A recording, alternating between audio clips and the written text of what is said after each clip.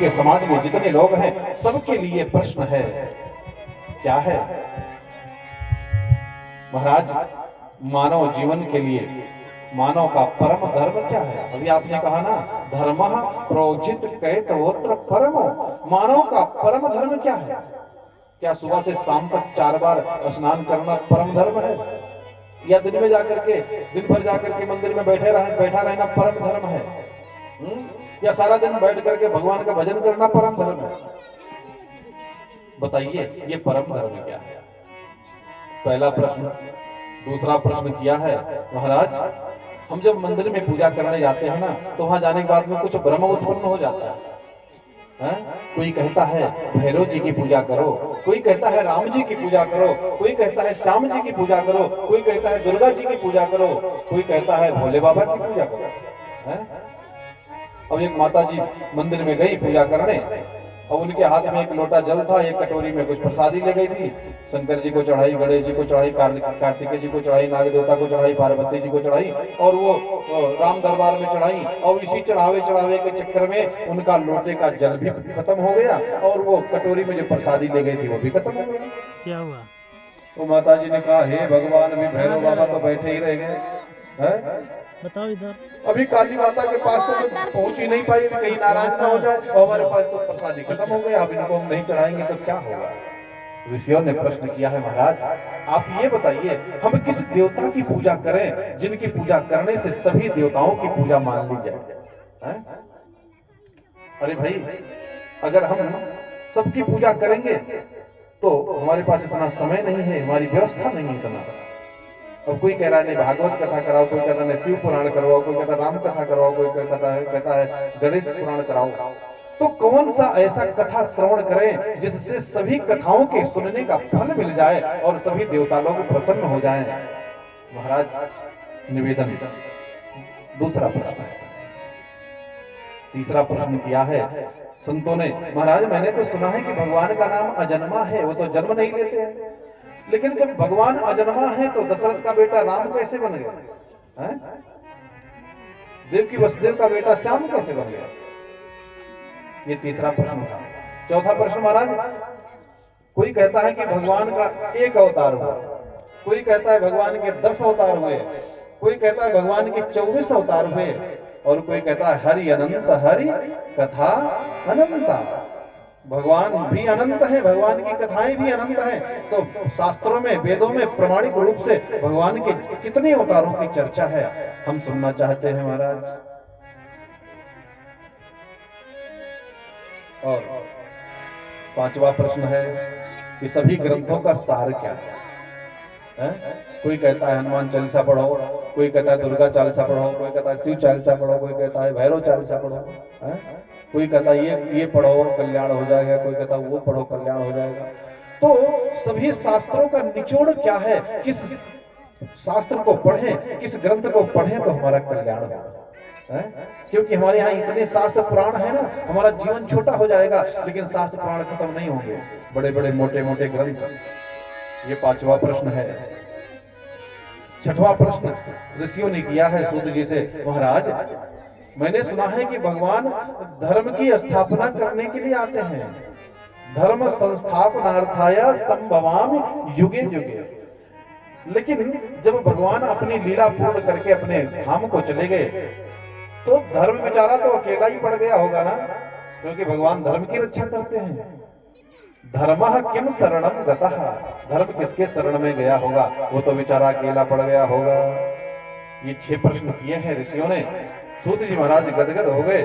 सूत जी महाराज ने कहा, रे ऋषियों, आप लोगों ने जो प्रश्न किया है केवल अपने लिए प्रश्न नहीं किया है, ये जगत कल्याण के लिए प्रश्न किया है। इस प्रश्न के उत्तर में पूरे जगत का कल्याण होगा, मानव जीवन का कल्याण होगा। और अगर हम अपने मन में कोई ऐसी बात सोचे जिसमें जगत का कल्याण हो, मानव जीवन का कल्याण हो, तो वही कार्य हमको करना चाहिए। सूत जी महाराज ने कहा, देखो भाई, अब सबसे पहले तो हम अपने गुरु जी की वंदना करेंगे, क्योंकि कथा प्रारंभ करने से पहले सबसे पहले गुरु जी की वंदना किया जाता है। गुरुर ब्रह्मा गुरुर विष्णु गुरुर्देव महेश्वरा। लेकिन सूत जी के गुरु जी कौन है? सूत जी के गुरु जी हैं सुखदेव जी महाराज। और सुखदेव जी के बारे में परिचय दिया गया। महाराज ये तो गोलोक धाम में राधा रानी के गोद में कलरव कर रहे थे, क्रीड़ा कर रहे थे। एक बार राधा रानी ने कहा, बेटा सुखदेव जाओ थोड़ा सा अमृत लोक में भगवत भागवत धर्म का प्रचार करो। लोग को पता कैसे चलेगा कि भगवत भागवत क्या है। सुखदेव जी माता का आदेश पा करके एक मादा तोता के गर्भ में आकर के अंडे के रूप में निवास करने लगे। और महाराज वो क्या हुआ ना, एक दिन नारद जी अपनी बीड़ा उठाए और चल दिए कैलाश पर्वत की तरफ। श्रीमन नारायण नारायण हरि हरि, श्रीमन नारायण नारायण हरि हरि, श्रीमन नारायण नारायण हरि हरि, श्रीमन नारायण नारायण नारायण नारायण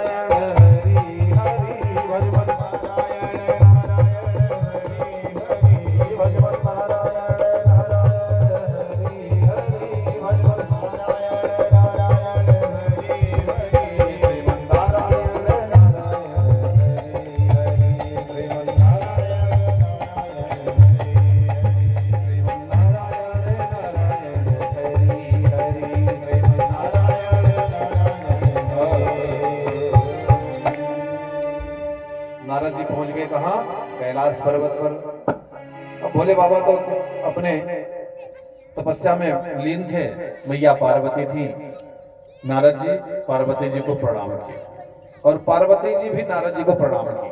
हाँ, क्योंकि नारद जी पार्वती जी को प्रणाम इसलिए करते थे क्योंकि वो त्रिदेवों में भगवान शिव की पत्नी है।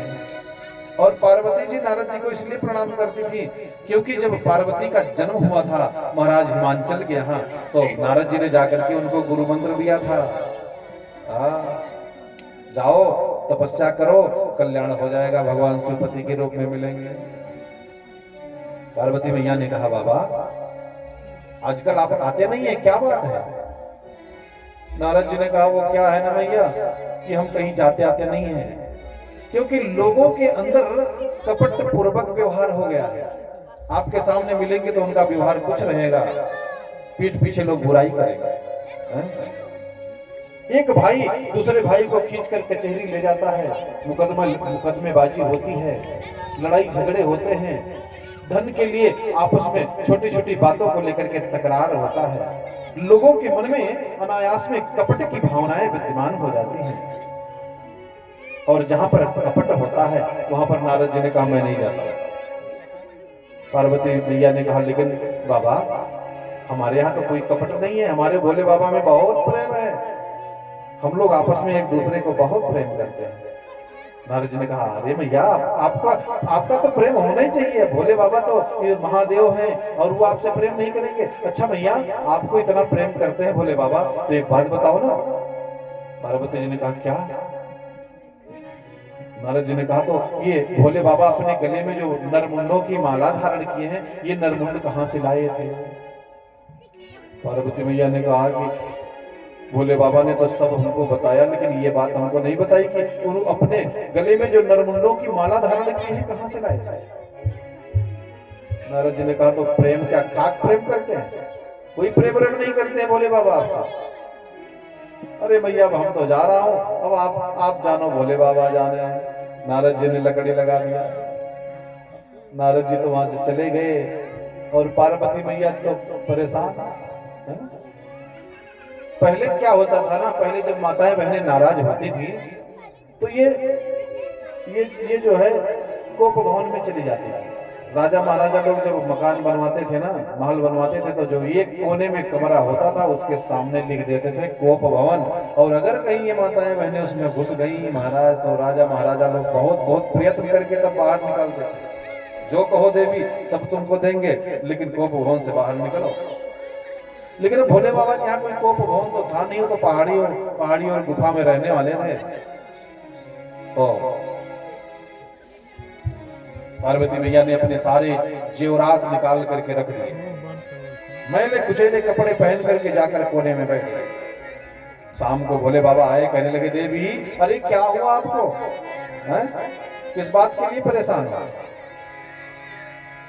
पार्वती मैया ने कहा, बोले बाबा मैं आपसे बात नहीं करूंगा, आप जितना ऊपर से काले हो ना उतने अंदर से काले आ गए। भोले बाबा ने कहा अरे देवी क्या कहते हैं? हम काले आपको दिखाई दे रहे हैं? दुनिया कहती है कर्पूर गौरम। भोले बाबा तो कपूर के समान से गोरे हैं वो। कपूर जानते हैं आरती में जो जलाया जाता है? एकदम सफेद होता है ना। और भोले बाबा को मैया पार्वती कहती है कि आप काले हो। भोले बाबा परम सुंदर है, कर्पूर गौरम। बच्चों को शांत करो।